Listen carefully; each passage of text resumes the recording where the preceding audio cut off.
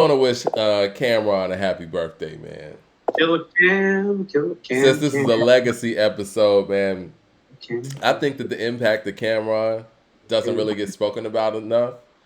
I think that early 2000s, that movement, the Dipset movement, was all on his back. And Jim Jones and Joel Santana did their thing, and everybody else who came after that.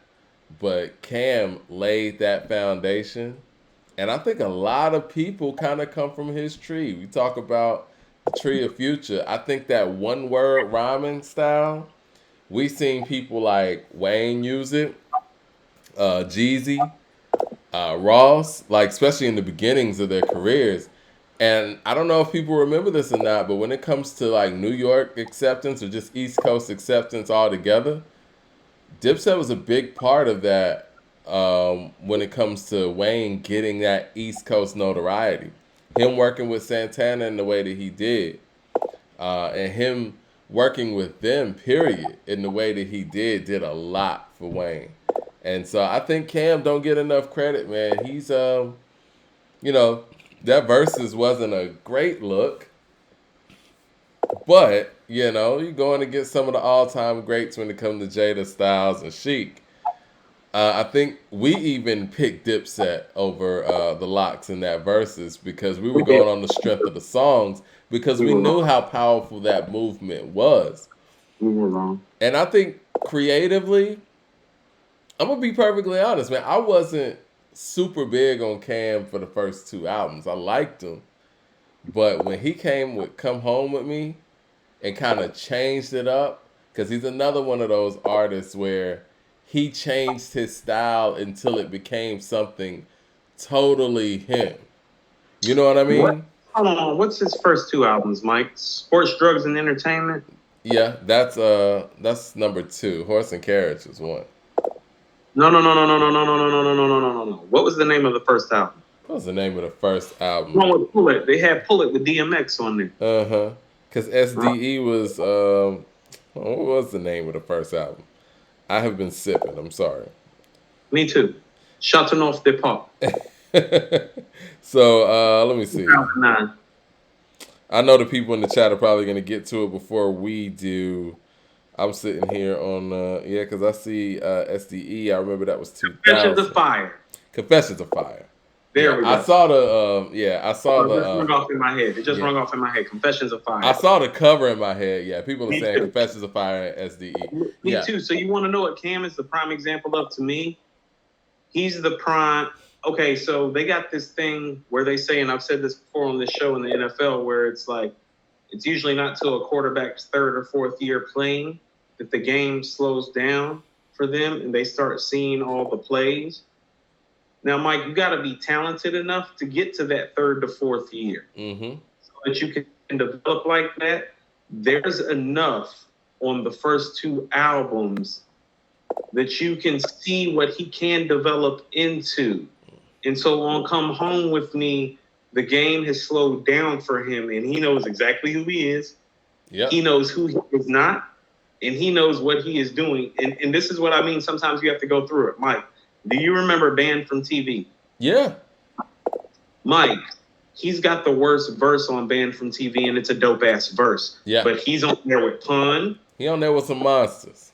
He's on there with Styles and Kiss going back and forth. Mike, matter of fact, that might be the first time we hear Styles and Kiss go back and forth like that. A And moment. and Mike, and Nature has the best verse of his entire career. Yeah. And so moments like that helped Cam diversify who he was, and he didn't become that until Come Home with Me. But it was all those moments of finding out who he was. Is he Jada or Styles or Pun on the mic? No. But is he kind of flyer than all them? Yeah. This He is a up full circle episode, man, because we talk about identity, right? Like when we talk Mike. about Kim's identity was defined from the jump. DeBrat's impact, it kind of wavers because of the lack of identity. Cam, once he found his identity, his impact is undeniable. See, Mike. when you walk in the room and know who you are, people want to be like you at that point. No, Mike, that's what I'm trying to say. You want to know what the beautiful thing was? Was that he went back to his roots, and that's how he became who he was. He went back to Killer Cam, but he went back to Uptown, Mike. Mm-hmm. So he made it grimy and flashy at the same time. He's an uptown nigga. He got known from Children of the Corn as Killer Cam. That's why Killer Cam's my favorite song. I'm like, oh, he know. That's for his audience, Mike. That's for the people that stayed down when Killer Cam comes on. That's for all of us. It's like, oh, yeah, that nigga's still here, but he's a fly dude now. So he really just bought the Uptown Harlem out in the Killer Cam style. So really all he did was get back to who he was before those two albums. And that's why the next two albums sound so beautiful. It's who he was to begin with. He fly gangster with it. I'm from where Nicky Barnes grew rich as fuck. Rich and A hit the kitchen, started pitching up. Rob Mace, Dougie Fresh, switched it up. I do both. Who am I to fuck tradition up? That's Cam. So I'm parking in the towaway zone. Woo! I don't care that car. Towaway home. Homes. Yo, his rhyme scheme is crazy. Shout out to Ray Rims with another super chat. He says, we don't speak about how Cameron's flow evolved. Excuse me. His versatility is understated. I agree. We don't talk about that enough. And I think it was very impactful, too. Hey, Mike, when Clips wanted to do Popeyes, who's the East Coast MC they picked? I mean, Cam is the go-to guy. Because Cam can slide in the pocket. Bars, man. Right, fly gangster shit. Right. Yeah, so I wanted to give some, flowers to Cam. He just spit a freestyle on Flex not too long ago that had the internet going crazy. I think it got like 200,000 views, at least on According to Hip Hop. So. And Mike, I want to say this. Like, Dipset lost the verses to the Lox, but if you were watching that verses, you can see the moment Cam stepped up, where Cam is like, "Nah, we're going down. We're not going down like this." And he stepped in for a moment and made it something because they were about to get blown. So don't underestimate this man as an MC or his competitive fire and fury. Because here's the thing, Mike, that's a man that knew his team was about to take the L. And apparently he's not even close to them like that anymore. But about that shit, Mike, he stepped up and stayed thin. And about his part of the catalog is the only thing that even made the verses viable. Performance-wise, catalog-wise, song-wise, and presence-wise. Because when Kiss is talking that shit, Cam is standing right there smiling the whole time. You want to know why? Because Cam took away the biggest check. My favorite Cam verse is on The Rock. It might be my favorite Cam song. It could be. Hold on. Hold on. What did he say? Go ahead, stupid nigga. Go fuck with them chicks. I'm the third little piggy. I'ma fuck with them bricks. Better yet, the bakery. I got pies and cakes. Niggas think doubling is turning 5 to 8. I turn 8 to 20, 20 to 100, 100 to 1,000, that to 100,000. In front of housing. Close the mall, dog. Close the mall down, dog. No one's allowed.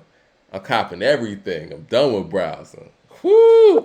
Get your shit rock mall like Hakeem rock mall. And what do you say? Scary. Every time I slide off, it could be February, sound like July 4th, Halloween or Memorial Day. At your memorial, be 1 year from today. All y'all think is peace and peasy. I leave you Reese Peasy. All my bitches rock. Kristen Dior, DCBG. What? Like, no, I never heard nobody rap like that. Like, the rhyme schemes is just so creative. Like, no, very like organized confusion, like on the gangsta tip in terms of like playing with the bar style and format of it. Like he realized that rapping the classic New York, that's what I'm saying about he's special. He realized that the guys that were rapping the classic New York way were better than him from his class, Pun and Kiss in style specifically. And he switched up, and Mike, bigger star than all of them. But see, that's what you got to do, right? Like, bigger star than all of them. Become a specialist. Like, you know what? If these people do this better than me, let me be the best rebounder out here. Let me be the best defender out here and make my mark in that way. Ja Rule, Mike, he's sitting up there next to DMX and Jay-Z. He's like, oh, well, I'm over here with it. He's like, Shout get some out to chicken Ja singing Rule for that. records. Because Yeah, Ja get some Rule chicken found singing. his lane and his identity and rode it. Mike, he found it quick. Like after one album, he was like, oh, that ain't gonna work. Boom, boom, bam. 3 million records. Well, on that note, man, let's get up out of here, man. We like 2.5 hours in. We could continue to go on and on. I did want to talk about DJ Paul producing on the Games album. No, let's talk about it. Supposedly, DJ Paul is going to be producing 5 joints on the Games Drillmatic, and I'm looking for the release date for Drillmatic. It looks like Game is coming with some fire. I like that combination. I think that's going to be a hard combination. 5 tracks from DJ Paul. Who gets that?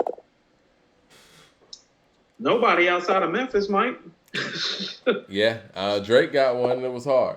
2 Chainz got a couple on what was that? Freebase. They were hard. You said 5. 5, yeah. You said 5. Yeah. I'm looking forward to Drillmatic. So let's talk about how styles make fights. Isn't this one of those pairings that you never thought about that makes you excited because of the people involved? Because when you think about the styles, as in the styles of beats that DJ Paul does, the style of rap that Game perpetuates on the mic, and I'm like, oh, I like this stuff be mashed up. I told you, Mike, I feel like we're gonna hear Scream on them better produced, like that intensity and high rap level. But like with the bounce, the knock, and that's no knock the Swiss, because Scream on them is one of my favorite records. I'm just talking about Game's intensity and format of approaching the record, because that's one of those records to be funny. He drills that record. He does a lot of records like that, Mike, where he digs into it and he drills it. That's perfect for Paul's beats. It's perfect. Yeah, and DJ Paul is very NWA influenced too. So, you know, when it comes to that West Coast knock, he gets that. Because their sound is very influenced by, I would say, straight out of Compton NWA. Right. So straight out of Compton NWA is very interesting.